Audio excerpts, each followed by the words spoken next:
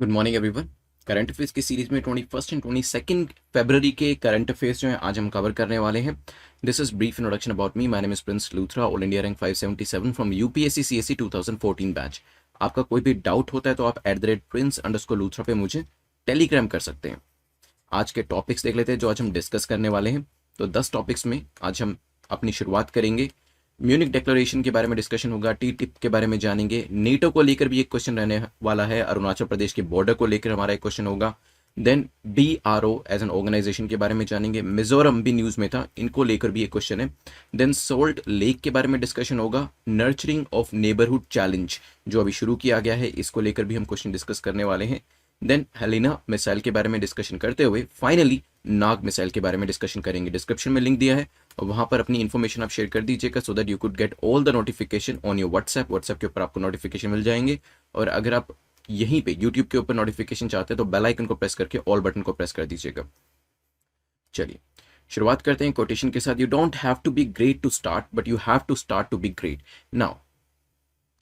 शायद इससे ज़्यादा कोई और ऐसी कोटेशन नहीं होगी जो कि यूपीएससी एस्पिरेंट्स के ऊपर एप्लीकेबल होती है। बिकॉज जब भी हम शुरुआत करते हैं किसी भी चीज़ की, मतलब यूपीएससी प्रिपरेशन हो, उसके अंदर वेरियस मॉड्यूल्स होते हैं। मॉड्यूल्स में क्या होता है, चाहे हम मॉक टेस्ट की बात करें, प्रैक्टिस की बात करें, इवन जो एमसीक्यूज आप प्रैक्टिस करें, इनकी भी बात क्यों ना करें, तो यहाँ पर जब हम शुरुआत करते हैं हम उतने अच्छे नहीं होते, परफॉर्मेंस उतनी अच्छी नहीं होती। That's why I always say कि अपने आप को दूसरों से कंपेयर मत करें, बिकॉज आपको नहीं पता है कि सामने वाला इंडिविजुअल कितने टाइम से तैयारी कर रहा है। क्योंकि जब शुरुआत करी होगी तो उसने भी उस जीरो लेवल से ही स्टार्ट करा होगा। तो अगर आपका जीरो भी स्कोर आता है इवन देन आपको डिस्करेज होने की जरूरत नहीं है। इवन मेंस का आंसर लिखने ज़्यादा अच्छा नहीं भी लिखा है, ग्रुप के ऊपर किसी ने आपको 4-5 सजेशंस दे दिए, तो उसको लेकर भी परेशान होने की जरूरत नहीं है। Because initially we all start from zero. कोई भी 10 से स्टार्ट नहीं करता है। मैंने भी जीरो से शुरू किया था, बाकी लोग भी जो इस एग्जाम को क्रैक करते हैं वो जीरो से ही शुरू करते हैं, एंड आपको भी वहीं से शुरू करना है। देयरफॉर आपको ग्रेट बनने के लिए, इस एग्जाम को क्रैक करने के लिए यू हैव टू स्टार्ट करना जरूरी है। You don't have to be great आप हो या ना हो पहले से, वो उतना जरूरी नहीं है, बट कहीं ना कहीं से आपको शुरुआत करना जरूरी है।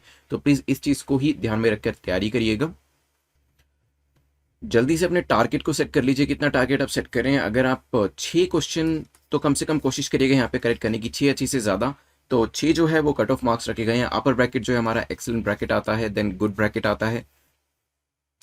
नीचे के जो 2 ब्रैकेट है ये आपके अटेम्प्ट अगेन वाले ब्रैकेट होते हैं, बिकॉज यहाँ पर क्योंकि मार्क्स कम है आप दोबारा से अटेम्प्ट करें। धीरे धीरे अपर ब्रैकेट्स में काफी सारे स्टूडेंट्स पूछ रहे थे कि क्या नोट्स बनाने चाहिए, तो यस नोट्स बना सकते हैं, बट कभी भी आप बुक पढ़ते हैं, वीडियो देखते हैं, तो फर्स्ट टाइम में नोट्स मत बनाइएगा। जब आप सेकंड टाइम देखेंगे तब उसके नोट्स जो आप बना सकते हैं फर्स्ट टाइम में, क्योंकि सारी चीजें ही इंपॉर्टेंट लगेंगी और फिर काफी सारी अननेसेसरी चीजें नोट्स के अंदर चली जाएंगी। तो फर्स्ट टाइम में नोट्स मत बनाइएगा, बट यस सेकंड टाइम में जरूर नोट्स बनाइएगा। चलते हैं आज के फर्स्ट क्वेश्चन के ऊपर।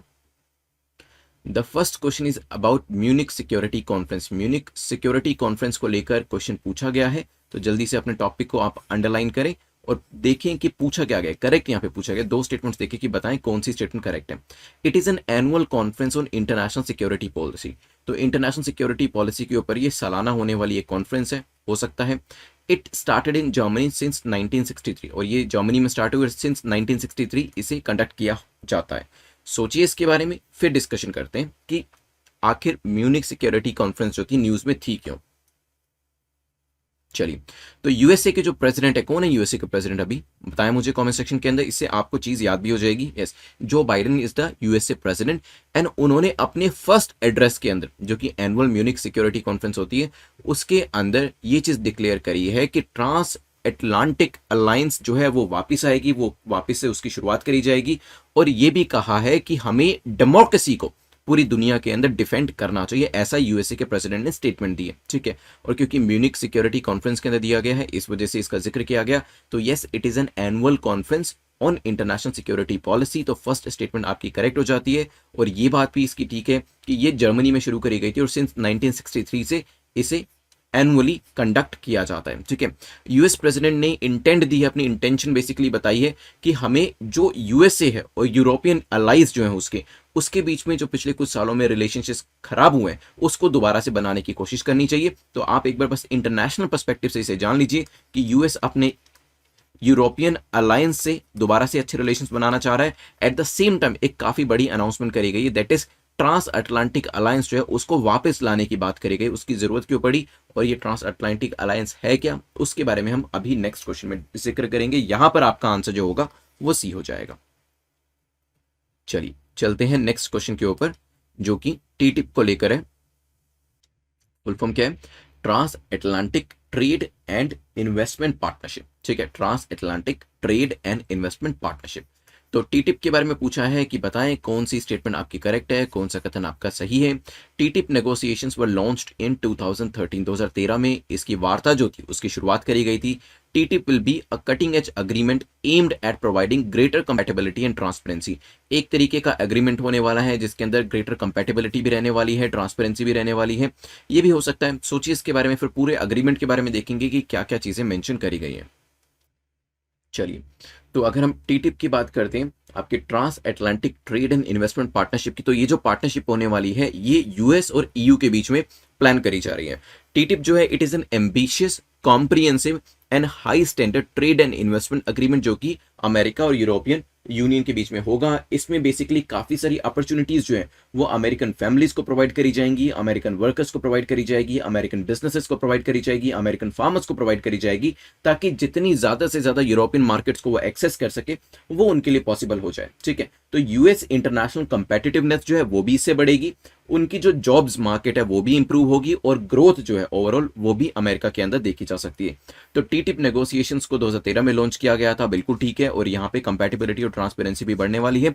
बट इंपॉर्टेंट चीज वो है जो मैंने आपको बताया था अभी, जो कि अमेरिका को किस तरीके से फायदा होगा। अमेरिका एक साइड है, दूसरी तरफ यूरोपियन यूनियन है। टीटिप नेगोशिएशंस को 2013 में लॉन्च किया गया, और इसकी जो कंक्लूजन बेसिकली जो इसके ऊपर बातचीत चल रही थी वो 2016 के अंदर विदाउट एनी कंक्लूजन खत्म हो गई थी। लेकिन अब इसे दोबारा से रिवाइव किया गया, क्योंकि जब एडमिनिस्ट्रेशन चेंज होती है तो वहां पर पॉलिसीज भी चेंज होती है। तो अभी हम जानते हैं कि ट्रंप एडमिनिस्ट्रेशन जा चुकी है और यहाँ पे बाइडेन एडमिनिस्ट्रेशन आई है, तो उन्होंने सबसे पहले टीटिप के ऊपर ही जोर देना शुरू किया। टीटिप जो है कटिंग एज अग्रीमेंट रहने वाला है। कौन कौन सी दो पार्टीज है वो मैंने आपको बता दिया है। ट्रांसपेरेंसी रहने वाली है, कंपैटिबिलिटी रहने वाली है, ट्रेड एंड इन्वेस्टमेंट रेगुलेशंस पे भी ध्यान दिया जाएगा इसके अंदर, और साथ ही साथ high level of health, safety and environmental protection के ऊपर भी इस पर्टिकुलर अग्रीमेंट के अंदर ध्यान दिया जाएगा। तो दोनों स्टेटमेंट्स ठीक होने की वजह से आंसर आपका हो जाएगा सी। ध्यान रखिएगा, इसकी फुल फॉर्म के बारे में भी टीटिप के ऊपर क्वेश्चन एग्जाम के अंदर आ सकता है इंटरनेशनल पर्सपेक्टिव से। चलते हैं नेक्स्ट क्वेश्चन के ऊपर, विच इज क्वेश्चन नंबर 3, और आज का आपका मेंस का जो क्वेश्चन है वो भी इसी से ही रिलेटेड होने वाला है।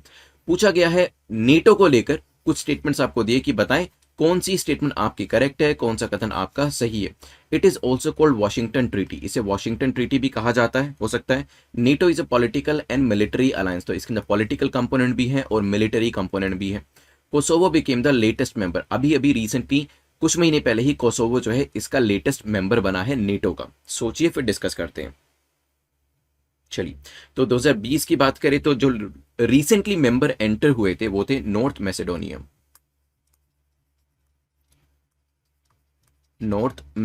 और इसके बाद नेटो की जो टोटल स्ट्रेंथ थी वो 30 मेंबर स्टेट्स हो गई थी, मतलब 30 इसके मेंबर थे।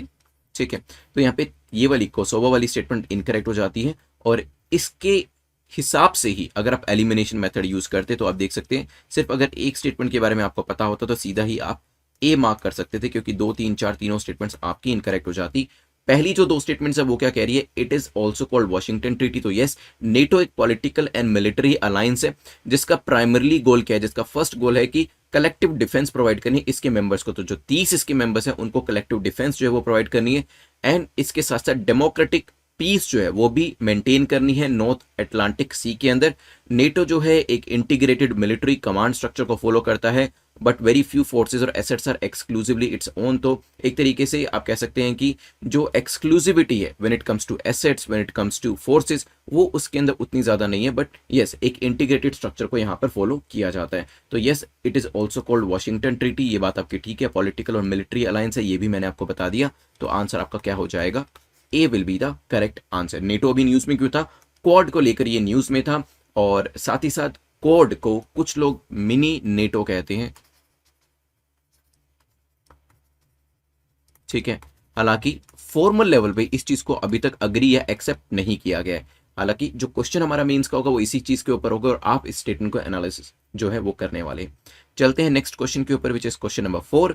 Put the following in descending order which touch the border of Arunachal Pradesh. तो आपको बेसिकली अरुणाचल प्रदेश के बॉर्डर को यहाँ पर 3 कंट्रीज के नाम लिखे, तीनों टच करती है, आपको डिसेंडिंग ऑर्डर में लिखना है उनकी लेंथ के हिसाब से, कि सबसे ज्यादा बॉर्डर अरुणाचल प्रदेश किसके साथ शेयर करता है, सेकंड नंबर पे किसके साथ करता है और थर्ड नंबर पे किसके साथ करता है। तो चाइना दिया है, भूटान दिया है, म्यांमार दिया है, और फिर मैं आपको दिखाने वाला हूं मैप भी, और फिर हम देखेंगे कि एक्चुअल में डिसेंडिंग ऑर्डर है क्या। चलिए अरुणाचल प्रदेश पे आ जाइए। तो दिस इज अरुणाचल, अगर आप देखेंगे, देख के ही आपको पता चल रहा है दिस इज ऊपर, ये आपका तिब्बत वाला रीजन है। तो ये आपका चाइना से सबसे ज़्यादा बॉर्डर टच हो रहा है, ठीक है। ये भूटान से भी थोड़ा सा बॉर्डर टच हो रहा है, ज़्यादा नहीं, आपको यहाँ दिख रहा होगा वेस्टर्न साइड पे। और नीचे आपका यहाँ से अगर देखेंगे तो ये बर्मा वाला जो रीजन है, ये बर्मा से भी आपका या म्यांमार से भी आपका बॉर्डर टच हो रहा है। चलिए अब देखते हैं अपनी रैंकिंग को। तो सबसे पहले तो ये चीज़ ध्यान रखिएगा कि नंबर 1 पे सबसे ज़्यादा बॉर्डर तो चाइना से ही शेयर हो रहा था, सेकंड नंबर पे म्यांमार है, और थर्ड नंबर पे भूटान है। तो आपका आंसर क्या हो जाएगा, 1, 3 and 2, C will be the correct answer. Union government ने अभी 1100 करोड़ के क्रिटिकल इंफ्रास्ट्रक्चर डेवलपमेंट प्रोजेक्ट्स जो हैं वो अरुणाचल प्रदेश के लिए एलोकेट करा है। तभी यहाँ पर ये जो चीज़ थी न्यूज़ में थी, और वैसे भी China time to time claim करता रहता है entire Arunachal Pradesh as part of south Tibet. Even हमें भी ये चीज़ कहनी चाहिए कि ये जो बॉर्डर टच हो रहा है ऊपर चाइना से नहीं हो रहा है, रादर ये तिब्बत से हो रहा है, ठीक है। And we should not also consider Tibet as a part of China. अगर चाइना बार बार अरुणाचल प्रदेश को क्वेश्चन करता है, so we can also question the entire Tibet, तो पूरे तिब्बत को हम भी क्वेश्चन कर सकते हैं। और यहाँ पे देखेंगे आप, ये सबसे बड़ा बॉर्डर टच है, भूटान का बॉर्डर ज़्यादा नहीं है, और ये जो म्यांमार का बॉर्डर है दिस वन, एंड ये आप नीचे भी देख रहे होंगे दिस वन, ठीक, ये वाला, ये यहाँ तक, ठीक है। तो ये जो सेकंड नंबर पे बॉर्डर है वो म्यांमार से टच हो रहा है। चलते हैं नेक्स्ट क्वेश्चन के ऊपर। उससे पहले कुछ चीजें मैं आपको और भी बताऊंगा कि जो 10% फंड्स जो बीएडीबी के पास है, बॉर्डर एरिया डेवलपमेंट प्रोग्राम, ये क्यों बता रहा हूं, क्योंकि ये मेंस में चीजें आपको हेल्प करेंगी। इवन इंटरव्यू के अंदर भी आपको ये चीज पता होनी चाहिए। जब नॉर्थ ईस्ट के बारे में, चिकन नेक के बारे में बात होती है, तो आपको पता होना चाहिए कि India will spend 10% funds of BADP, border area development programme, only and only to improve the infrastructure along the China border. सिर्फ चाइना बॉर्डर के पास का जो हमारा बॉर्डर है ना, जो एरिया है, उसी को डेवलप करने के लिए। क्योंकि चाइनीज जो है, देखिए अगर आप देखेंगे धीरे धीरे ध्यान से, तो चाइना भी कुछ ऐसे ही करने की कोशिश कर रहा है, और हमें भी ये करना चाहिए कि जो चाइना बॉर्डर है वहां पे गांवों को भी हम बसाने की कोशिश कर रहे हैं। और ऐसा आज से नहीं है, पिछले काफी सालों से ये चीज चल रही है। वहां पे हम बॉर्डर को मजबूत करने की कोशिश कर रहे हैं, वहां के गांवों में सारी फैसिलिटीज प्रोवाइड करने की कोशिश कर रहे हैं, ताकि ऐसा ना हो कि वो जगह पूरी की पूरी खाली हो जाए, क्योंकि वो उस चीज की जरूरत नहीं है, ठीक है। तो यहाँ पे कोशिश करी जा रही है कि अच्छी से अच्छी, बेहतरीन से बेहतरीन रोड जो है वो आपके बॉर्डर एरिया, इवन लास्ट गांव तक भी पहुंचे, ताकि मूवमेंट, आर्मी के अलावा लोगों का मूवमेंट भी आसान होना चाहिए, ठीक है। तो बॉर्डर एरिया डेवलपमेंट प्रोग्राम का 10% फंड जो है वो चाइना बॉर्डर के ऊपर खर्च किया जाएगा, कि वहां पर इंफ्रास्ट्रक्चर को डेवलप किया जा सके, जो कि काफी अच्छी स्ट्रैटेजी है। और यही स्ट्रैटेजी आपको मेंस में भी लिखनी है, इस पॉइंट को लिखना है जरूर। और जब आपसे बात करी जाती है इंटरव्यू के अंदर, वहां पर भी ये चीज बतानी, सो दैट जो वहां पे लोग बैठे हो, दे कुड नो कि yes you have fair deal of idea कि ऐसा क्यों किया जा रहा है। पहले तो उनको ये पता चलेगा कि काफी सारे कैंडिडेट्स को तो ये चीज पता ही नहीं है, आपको पता है, बहुत अच्छी बात है, लेकिन ऐसा क्यों किया जा रहा है वो भी आपको पता है। So that will set you apart, और वो आपको 20 से 30 मार्क्स ज्यादा दिलवाएगा इंटरव्यू के अंदर। चलते हैं नेक्स्ट क्वेश्चन के ऊपर, विच इज क्वेश्चन नंबर 5। क्योंकि हम बीआरओ की बात करें तो बॉर्डर रोड ऑर्गेनाइजेशन के बारे में यहाँ पे पूछा है। द बॉर्डर रोड ऑर्गेनाइजेशन ने एक एपरीजो ब्रिज जो है वो बनाया है, और ये पूछा गया कि वो कौन सी नदी के ऊपर बनाया गया है, सुबानसिरी रिवर के ऊपर, ब्रह्मपुत्र रिवर के ऊपर, राप्ती रिवर के ऊपर, या फिर किसी और रिवर के ऊपर। ब्रिज बनाया ये तो पक्की बात है, लेकिन कौन सी रिवर के ऊपर बनाया ये आपको बताना है। चलिए, तो बॉर्डर रोड ऑर्गेनाइजेशन ने जो दापोरी जो ब्रिज है वो बनाया है सुबानसिरी रिवर, अरुणाचल प्रदेश के अंदर। आंसर तो आपका ए हो जाएगा।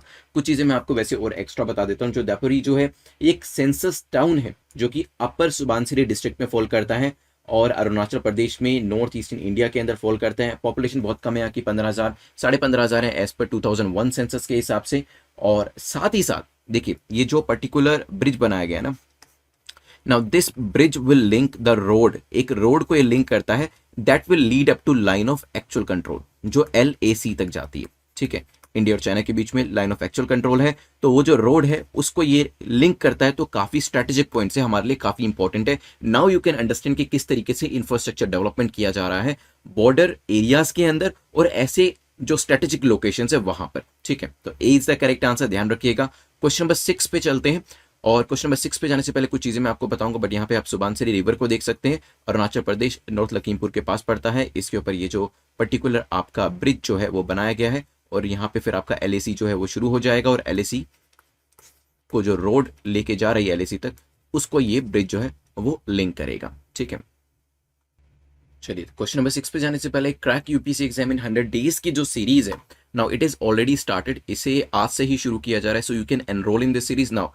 100 डेज की सीरीज मैं आपको जैसे पहले भी बता चुका हूं कि उन लोगों के लिए स्टार्ट करी गई है जिनके पास बिल्कुल भी टाइम नहीं है और अभी पिछले एक साल से जैसे काफी सारे आप लोग तैयारी कर रहे हैं मेरे से जुड़े हुए हैं, लेकिन काफी सारे ऐसे लोग भी होंगे जिनके पास टाइम नहीं रहा होगा, उन्होंने स्टैटिक पोर्शन को कवर नहीं किया होगा, करंट पे भी ज्यादा ध्यान नहीं दिया होगा। सो नाउ अगर आप 2 घंटे रोज दे सकते हैं तो you can enrol in this series. इसके अंदर डेली बेसिस पे 2 घंटे के आपको जो लेक्चर्स हैं वो दिए जाते हैं और साथ ही साथ एमसीक्यूज भी उसी 2 घंटों के अंदर प्रैक्टिस करा दिया जाता है। So you just need 2 hours. And मैं ये नहीं कहता कि आपके 200 आउट ऑफ 200 मार्क्स प्रीलिम्स के अंदर इसके बाद आ जाएंगे, ऐसा नहीं है, मैं ये कह रहा हूं, लेकिन बट एक प्रोबेबिलिटी जो है वो क्रिएट करी जा सकती है कि आप 100 से 120 मार्क्स जो है अपने प्रीलिम्स के अंदर ला पाए, क्योंकि अगर पूरे साल ज्यादा अच्छे से पढ़ाई नहीं हो पाई किसी भी रीजन की वजह से, this is the last opportunity and this is the last shot for you that you can enrol in this course. और फिर आप उस प्रोबेबिलिटी को, उन मार्क्स को जो कि शायद 40, 50, 60 तक रह जाते हैं, उनको आप एनहेंस करके, उसको आप इंप्रूव करके 100, 110 तक ला सकते हैं। तो ये जो पर्टिकुलर सीरीज है इसी वजह से ही शुरू करी गई थी और इसमें अब जो लेक्चर्स हैं वी हैव स्टार्टेड इट।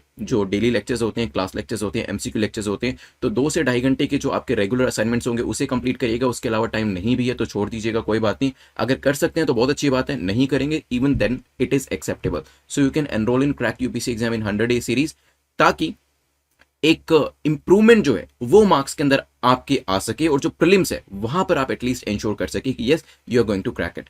और अगर इस साल मन बना लिया कि नहीं एग्जाम देना है और नेक्स्ट ईयर देना है, देन यूपीएससी 2022 जो है this is the series for you, इसमें आप एनरोल करा सकते हैं। इसके लिए काफी टाइम है तो इसमें आप देख सकते हैं काफी सारी चीजें हम कवर करने वाले हैं। यही सारी चीजें जो है हमने क्रैक यूपीएससी इन 100 डेज में भी कवर करी है, बट 100 डेज को ध्यान में रखकर, क्योंकि 500 दिन की चीज 100 दिन में नहीं करी जा सकती। तो इसमें से मोस्ट इंपॉर्टेंट चीजें जो आपको दिख रही है स्क्रीन के ऊपर, जो मोस्ट इंपॉर्टेंट एग्जाम ओरिएंटेड चीजें, वो आपको यूपीएससी 100 डेज की सीरीज के अंदर प्रोवाइड करी गई है। चलते हैं क्वेश्चन नंबर 6 के ऊपर। क्वेश्चन नंबर 6 बात करता है which of the following does not touch the border of Mizoram. Mizoram news में था, क्यों था वो तो बताऊंगा ही मैं। और वैसे भी आप जानते हैं कि नॉर्थ ईस्टर्न रीजन के अंदर काफी सारे इंफ्रास्ट्रक्चर डेवलपमेंट हो रहा है। अभी हमने डिस्कस किया था, माजुली ब्रिज आया था आपका, फुलवारी ब्रिज आपका आया था, जिसमें असम को मेघालय से कनेक्ट किया गया था। तो ये सारी चीजें जो है ये कहीं ना कहीं फोकस लेके जाती है नॉर्थ ईस्ट की तरफ और वहां से क्वेश्चन बन के आ सकता है। Which of the following does not touch the border of Mizoram. Mizoram के ऊपर क्वेश्चन इसलिए बनाया गया है क्योंकि प्राइम मिनिस्टर ऑफ इंडिया, उन्होंने अपनी विशेष को एक्सटेंड किया to the people of Arunachal Pradesh and Mizoram, उनके 35वें स्टेटहुड डे के ऊपर। ठीक है, मिजोरम जो था 23rd स्टेट ऑफ इंडिया बना था। ठीक है, और इसके लिए 53rd amendment of Indian constitution 1986 पे किया गया था। ये भी इंपॉर्टेंट चीज आपको पता होना चाहिए, अमेंडमेंट भी पता होना चाहिए, कौन सा स्टेट बना है वो भी पता होना चाहिए। और रिसेंटली क्योंकि प्राइम मिनिस्टर ने ये विशेष जो है वो दी है मिजोरम को, तो ये चीज और भी ज्यादा इंपॉर्टेंट हो जाती है। ठीक है, तो यहाँ पे अगर आपको स्टेटहुड डे याद है तो वो भी मुझे आप कॉमेंट सेक्शन में बता सकते हैं, अदरवाइज जो चीज पूछी है उसका तो आंसर करें प्लीज। चलिए, तो अभी 1-2 दिन पहले ही जो प्राइम मिनिस्टर है उन्होंने विशेष दी थी अपनी मिजोरम के लोगों को। 35th स्टेटहुड डे पे 1986 में अमेंडमेंट आई थी और 1987 के अंदर स्टेट को क्रिएट कर दिया गया था। अब यहाँ पे हमें देखना था कि बॉर्डर किससे टच नहीं करता। वैसे मैं आपको मैप पे भी दिखाने वाला हूँ, जस्ट अ सेकंड। यहाँ पे बस क्वेश्चन को ध्यान से पढ़े, does not touch the border, और मिजोरम की बात हो रही है। आते हैं मिजोरम के ऊपर। ये पूरा मैप तो आपको बिल्कुल रटा हुआ होना चाहिए, बहुत अच्छे से आपको पता होना चाहिए। सो दिस इज मिजोरम, ये मिजोरम है। यहाँ पे म्यांमार से बॉर्डर टच हो रहा है, इंटरनेशनल बॉर्डर आपका यहाँ पे बांग्लादेश से भी टच हो रहा है, ऊपर त्रिपुरा से टच हो रहा है। ठीक है, देन यहाँ पे नॉर्दर्न साइड में मणिपुर से टच हो रहा है, एग्जैक्ट नॉर्थ पे असम से भी टच हो रहा है। यहाँ पे नागालैंड से टच नहीं हो रहा है, ऊपर अरुणाचल से टच नहीं हो रहा है, सिक्किम से टच नहीं हो रहा है, भूटान से टच नहीं हो रहा है, मेघालय से टच नहीं हो रहा है। आते हैं अपने क्वेश्चन के ऊपर वापस। तो असम से नॉर्थ में टच हो रहा था, त्रिपुरा में वेस्ट से टच हो रहा था, मणिपुर से भी मैंने आपको दिखाया था नॉर्थ वेस्ट डायरेक्शन में, दोबारा से देख लीजिए, दिस इज मणिपुर। ठीक है, यहाँ पे टच हो रहा था, पर तो बचा क्या, तो बचा तो हमारा सिर्फ नागालैंड। नागालैंड से टच नहीं हो रहा है, that is the correct answer, D is the correct answer. ठीक है, तो क्वेश्चन क्यों पूछा जाएगा, क्योंकि 35th स्टेटहुड डे, पहले इस तरीके की न्यूज ज्यादा सुनने को नहीं मिलती थी, लेकिन अभी प्राइम मिनिस्टर काफी इस चीज के अंदर इनिशिएटिव ले रहे हैं और इस तरीके की चीजों के ऊपर भी जो वहां के लोग हैं, अरुणाचल प्रदेश के जो लोग हैं, मिजोरम के जो लोग हैं, वहां पे लोगों को बधाई दे रहे हैं। तो ये चीज बन के आ सकती है क्योंकि इनको काफी न्यूज में जगह मिली हुई थी। चलते हैं क्वेश्चन नंबर 7 के ऊपर, जो कि सांबर सॉल्ट लेक के बारे में पूछा गया। सांबर सॉल्ट लेक के बारे में बताएं कौन सी स्टेटमेंट आपकी सही है, कौन सा कथन आपका सही है। The lake forms part of desert circuit in the centre Swadesh Darshan scheme. तो लेक जो है बेसिकली किस चीज का पार्ट है, डेजर्ट सर्किट में जो आपकी स्वदेश दर्शन स्कीम है उसका भी एक पार्ट ये है। Scheme was launched by the ministry of tourism in 2014-15, 2014-15 में मिनिस्ट्री ऑफ टूरिज्म के द्वारा इसे लॉन्च किया गया था। It is the largest inland salt lake in India, तो इंडिया की लार्जेस्ट इनलैंड सॉल्ट लेक भी ये कहलाई जाती है। सोचिए इसके बारे में, फिर करते हैं एक डिस्कशन। चलिए, तो रिसेंटली आपकी सांबर सॉल्ट लेक जो है न्यूज़ में थी, और ये जो है लार्जेस्ट इनलैंड सॉल्ट लेक है इंडिया के अंदर, और ये अरावली रेंज के डिप्रेशन के अंदर बनाई गई है। तो बेसिकली उसको ये दर्शाती है, it represents the depression of the Aravalli range. तो ये तीसरी स्टेटमेंट तो आपकी ठीक हो जाती है। अब आते हैं बाकी के स्टेटमेंट के ऊपर। तो क्या लेक जो है वो स्वदेश दर्शन स्कीम का भी पार्ट है? तो यस, उसका भी ये एक सब कंपोनेंट के तौर पे काम करती है। और साथ ही साथ स्कीम को जो लॉन्च, अब हम स्कीम की बात करें तो स्कीम को जो लॉन्च किया गया था मिनिस्ट्री ऑफ टूरिज्म के द्वारा 2014-15 में ही किया गया था। तो आंसर तो आपका हो जाएगा डी। अब कुछ लेक के बारे में जान लेते हैं। The lakes salt supply worked by Mughal dynasty.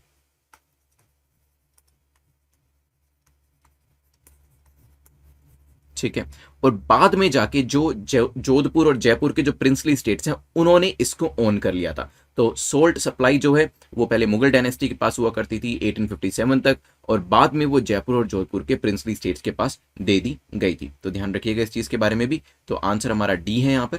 चलते हैं नेक्स्ट क्वेश्चन के ऊपर, और उससे पहले एक बार आप देख सकते हैं ये आपकी जो लेक है सांबर सॉल्ट लेक, जयपुर वाला रीजन देख सकते हैं आप, ये ऊपर नागौर वाला रीजन है, नीचे अजमेर है। So this is the exact location.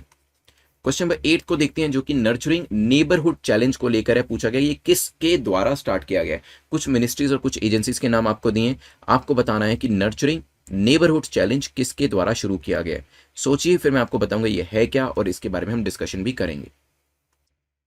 चलिए, तो एक 3 साल का इनिशिएटिव जो है वो शुरू किया गया है गवर्नमेंट ऑफ इंडिया के द्वारा। मिनिस्ट्री का नाम मैं भी आपको बताऊंगा, ताकि इंडियन सिटीज जो है, ठीक है, just a second, let me make some space. यहाँ पे इंडियन सिटीज के साथ 25 इंडियन सिटीज को पायलट प्रोजेक्ट के तौर पे चुना गया है, और यहाँ पे उनके साथ ये कोशिश करी जा रही है कि वहां पे किस तरीके से पब्लिक स्पेस को इंप्रूव किया जा सकता है। That is the first thing.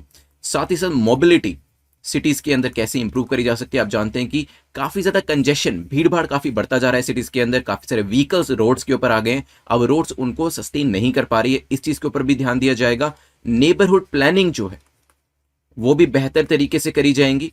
Access to early childhood services, amenities and data management जो है वो सिटीज के अंदर किस तरीके से किया जाएगा, ये सब चीजों का डिस्कशन जो है इसके अंदर किया जा रहा है। Ministry of housing and urban affairs ने अनाउंस किया है 25 सिटीज के नाम को, जहां पे नर्चरिंग नेबरहुड चैलेंज जो है वो स्मार्ट सिटी मिशन के अंदर शुरू किया जाएगा। तो आंसर क्या हो जाएगा आपका? D will be the correct answer. देखिए, पंचायती राज तो वैसे ही आप निकाल सकते थे, बाकी 3 में से आपको चूज करना था, और खासतौर पर सी और डी में से कंफ्यूजन आपका हो सकता था। चलिए, तो यहां पे आंसर आपका डी था। चलते हैं क्वेश्चन नंबर 9 बात करता है which of the following statement is और आर करेक्ट। कौन सी स्टेटमेंट आपकी दोनों में से करेक्ट है? पहली स्टेटमेंट कहती है Helina is the air force version. तो मिसाइल्स के बारे में बात करी गई और कहा है कि हेलिना जो है वो एयरफोर्स वर्जन है। Dhruvastra is the army version. तो मिसाइल का ध्रुवास्त्र जो है एक आर्मी वर्जन है। सोचिए इसके बारे में, फिर करते हैं डिस्कशन। चलिए, रिसेंटली इंडिया ने सक्सेसफुली टेस्ट फायर किया है indigenously developed anti tank guided missile system, जिसका नाम है हेलिना एंड ध्रुवास्त्र। और ये पोखरान रेंज के अंदर एक्सपेरिमेंट जो है करे गए हैं, डेजर्ट रीजन के अंदर, राजस्थान के अंदर। और यहाँ पे हेलिना जो है वो एक आर्मी वर्जन है, और ध्रुवास्त्र जो है वो आपका एयरफोर्स वर्जन है। तो इंटरचेंज करके दिया गया था, दोनों ही आपकी इनकरेक्ट आंसर क्या हो जाएगा? D will be the correct answer. But the missile system जो है ये all weather day and night compatibility रखते हैं अपने अंदर, और किसी भी ये बैटल टैंक को ये ध्वस्त कर सकते हैं, कन्वेंशनल आर्मर को ध्वस्त कर सकते हैं, और साथ ही साथ ये कैपेबिलिटीज जो है इनके अंदर एग्जिस्ट करती है। दोनों की इंपॉर्टेंस है, अपनी अपनी ध्यान रखिएगा। यहाँ पे हमारा आंसर जो है वो डी हो जाता है। और कुछ इसी से मिलता जुलता क्वेश्चन हमारा लास्ट क्वेश्चन है, देख लेते हैं उसको भी, जो कि नाग मिसाइल के बारे में है। पूछा गया कि बताएं इसको लेकर आपकी करेक्ट स्टेटमेंट कौन सी है, नाग मिसाइल को लेकर कौन सा कथन आपका सही है। Nag is a 3rd generation fire and forget anti tank guided missile developed by DRDO. देखिए, एक ही स्टेटमेंट के अंदर कितनी सारी चीजें पूछ ली। 3rd जनरेशन है, फायर एंड फॉरगेट है, एंटी टैंक है, और जिसे डीआरडीओ ने डेवलप किया। 4 स्टेटमेंट्स आपको एक ही स्टेटमेंट बना के दे दी। इसी तरीके से ही जब आप 100 क्वेश्चन को सोल्व करते हैं पेपर नंबर 1 के अंदर, बहुत बार ऐसा लगता भी है कि जो टाइम है वो कम पड़ गया, क्योंकि जब एक क्वेश्चन पूछा जाता है उसकी एक स्टेटमेंट में ही 4 क्वेश्चन पूछ लिए जाएंगे, तो फिर कैसे टाइम मिलेगा। It is an all weather condition with day and night capability, जिसकी मिनिमम रेंज 500 मीटर है और मैक्सिमम रेंज जो है 4 किलोमीटर है। May be possible Nag can be launch from land and air based platforms, तो धरती से भी इसे लॉन्च किया जा सकता है, एयर से भी इसको लॉन्च किया जा सकता है। सोचिए इसके बारे में, फिर करते हैं एक डिस्कशन। चलिए, तो डीआरडीओ के द्वारा डेवलप करी गई है Nag missile under the IGMDP. ये क्या है? Yes, it is integrated guided missile development programme, ध्यान रखिएगा। तो आईजीएमडीपी के अंदर इसे लाया गया है। Nag third generation fire and forget anti tank, ये सेल्फ गाइडेड मिसाइल है और इसे डीआरडीओ के द्वारा डेवलप किया गया है। मिनिमम रेंज इसकी आधा किलोमीटर 500 मीटर तक है और मैक्सिमम 4 किलोमीटर तक ही है। सब तरीके के वेदर के अंदर ये काम कर सकती है, दिन हो या रात हो, बारिश हो या तूफान हो, उसके अंदर ये जो पर्टिकुलर मिसाइल है उसको लॉन्च किया जा सकता है। ठीक है, लैंड से भी इसे लॉन्च किया जा सकता है और हवा से भी इसको लॉन्च किया जा सकता है, आकाश से भी इसे लॉन्च किया जा सकता है। तो तीनों स्टेटमेंट्स ठीक हो जाएगी, आंसर आपका हो जाएगा डी। अभी कुछ और इंपॉर्टेंट चीजें बताने से पहले मैं आपसे पूछना चाहूंगा कि नामिका क्या है, क्योंकि नाग के बारे में तो डिस्कशन हो गया, व्हाट अबाउट नामिका? नामिका क्या है? चलिए देखिए, लैंड वर्जन जो है नाग का is currently available for integration on the Nag missile carrier, Nag missile carrier, जिसका नाम हम शॉर्ट में नामिका कहते हैं। ठीक है, चलिए कुछ इंपॉर्टेंट फैक्ट्स यहाँ पे देख लीजिए। 5 मिसाइल हमारे पास है, Patna developed under the programme IGMDP के अंदर इसे डेवलप किया गया है। और पटना के अंदर कौन कौन सी मिसाइल आती है? P stands for Prithvi, short range surface to surface ballistic missile है। फिर आपकी आती है अग्नि मिसाइल, बैलिस्टिक मिसाइल्स हैं जिसकी अलग अलग रेंजेस है, अग्नि 1 2 3 4 5 है, आपको पता है। यूजुअली लॉन्ग रेंज मिसाइल्स भी इसके अंदर होती हैं। T stands for Trishul, Trishul short range low level surface to air missile है। PAT नेक्स्ट क्या है? एन से क्या? Third generation anti tank missile Akash, ये आपकी सरफेस टू एयर मिसाइल है, नाम से याद हो रहा है आपको। तो सरफेस टू एयर मतलब नीचे जमीन से इसे आकाश की तरफ भेजा जाता है। चलिए क्विकली रिवाइज कर लेते हैं अभी 2 मिनट के अंदर, फिर मैं आपको प्रीलिम्स, मेंस और इंटरव्यू के क्वेश्चन देने वाला हूं।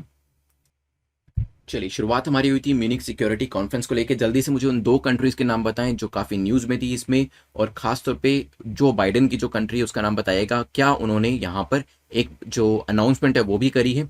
यहाँ पे बेसिकली यूएस और यूरोपियन कंट्रीज आपस में जो उनके बीच में कुछ पिछले सालों में एक टकरार सी हो गई थी, उसको खत्म करने की कोशिश करी गई है। और शुरुआत कहाँ से हुई म्यूनिख सिक्योरिटी कॉन्फ्रेंस की, ये भी प्लीज मुझे बता दें। इसकी शुरुआत कहाँ से हुई थी? 1963 में, और हर साल इसे एनुअल तौर पर किया जाता है। जर्मनी से इसकी शुरुआत हुई थी। नेक्स्ट, टीटिप के बारे में जरूर बताइएगा, because now it is going to come in the exam. काफी इंपॉर्टेंट है और मुझे लग रहा है कि एग्जाम के अंदर इसे पूछा जा सकता है काफी।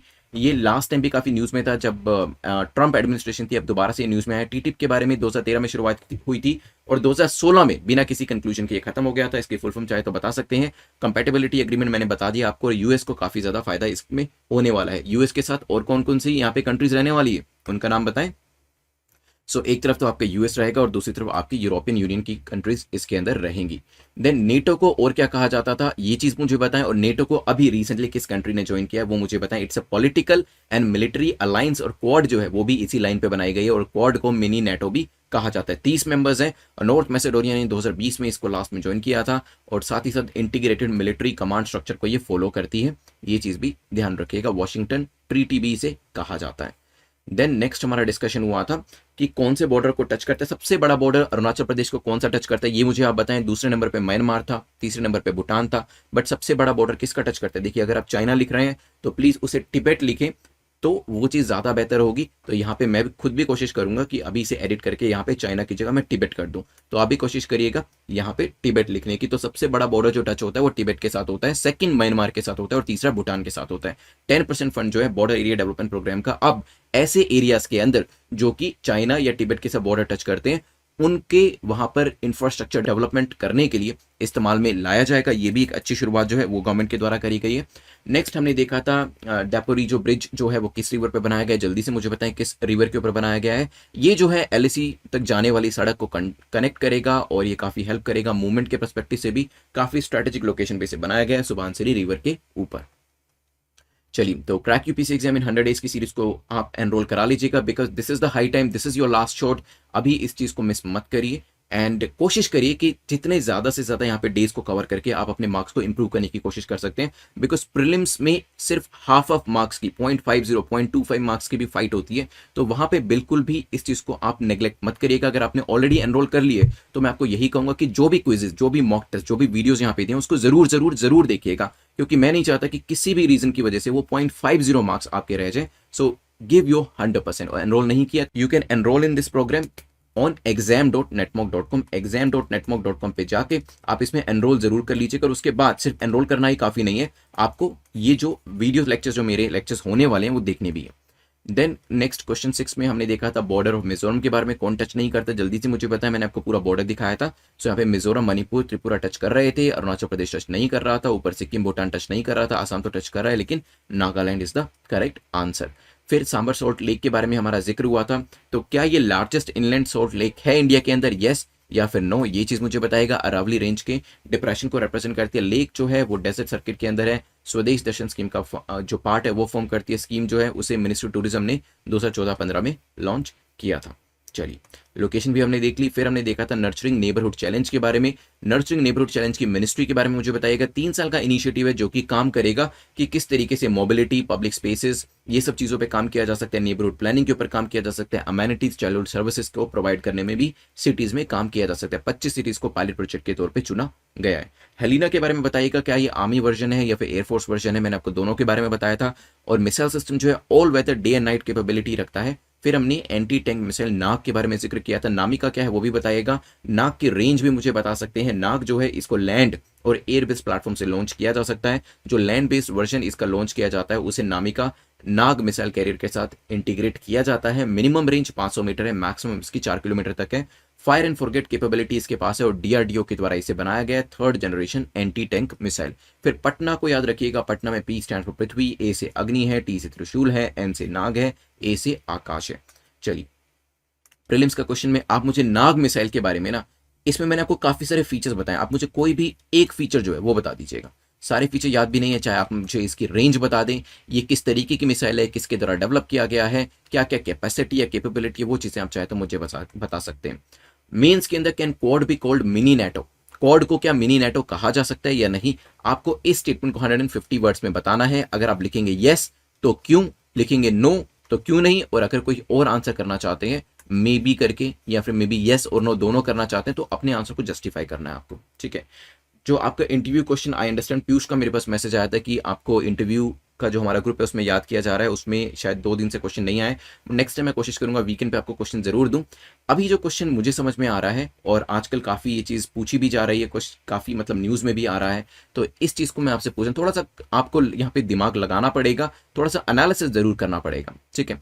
और इसको आप करिए answer, do you think democracy is right form of government, आपको लगता है कि डेमोक्रेसी सही तरीके की गवर्नमेंट है। देखिए, जब हम लोग भी एग्जाम की तैयारी करते थे, कोचिंग लेने के लिए जाते थे, तो भी इस तरीके की डिबेट्स होती थी, ठीक है। मैं आपको वहां से कुछ एनालिसिस दूंगा, कुछ मैं अपना थॉट प्रोसेस इसके बारे में दूंगा, और कुछ ऐसी चीजें मैं आपको बताऊंगा जो मैंने खुद जो डेमोक्रेसी है इसके बारे में पढ़ी है। देखिए, बहुत बार जिक्र होता है कि डेमोक्रेसी क्या है, बेसिकली लोकतंत्र में तो यही है ना कि लोग अपना वोट करते हैं और फिर उस हिसाब से सरकारें बनती हैं। लेकिन इसी वजह से काफी सारी पार्टीज आ जाती हैं, काफी सारी अलग अलग रिलीजन बेस्ड पार्टीज आ जाती है, कास्ट बेस्ड, रीजन बेस्ड, हर तरीके की पार्टीज आ जाती है, और वो कोशिश करती है कि लोगों को डिवाइड किया जाए। तो कहीं ना कहीं देखा जाए तो डेमोक्रेसी लोगों को डिवाइड करने में भी अपना रोल निभा रही है, क्योंकि अगर आपको इलेक्शन जीतना है डेमोक्रेसी के अंदर, तो आपकी एक फैन फॉलोइंग होनी चाहिए। और वो फॉलोइंग किस तरीके से लोग करने की कोशिश करते हैं, वो कास्ट बेस पे भी बनाने की कोशिश करते हैं, रिलीजन बेस पे भी बनाने की कोशिश करते हैं, वो रीजन बेस पे भी बनाने की कोशिश करते हैं। तो अलग अलग चीजों को लोग यूज करते हैं ताकि एक पर्टिकुलर ग्रुप जो है वो उनका ही पिछलग्गू बन जाए और उन्हीं को ही वोट करे। तो देखा जाए तो ये तो लोगों को डिवाइड किया जा रहा है, ठीक है। लेकिन मैं आपके विचार जानना चाहता हूं कि फिर भी हम डेमोक्रेसी को यूज करते हैं, ऐसी क्या अच्छी चीजें हैं डेमोक्रेसी के अंदर। देखिए, नेगेटिव तो आप बताएंगे, अच्छी भी बताएंगे, और फिर फाइनली इस चीज को कंक्लूड करेंगे, ठीक है। तो इस चीज का आंसर इंटरव्यू के अंदर मुझे जरूर दीजिएगा। और सेकंड चैनल में बहुत सारे लोगों ने कहा कि लेक्चर नहीं आ रहा है, आई अंडरस्टैंड, काफी सारा बैक टू बैक चीजें चल रही हैं, that's why I could not give lectures to you on 9 PM।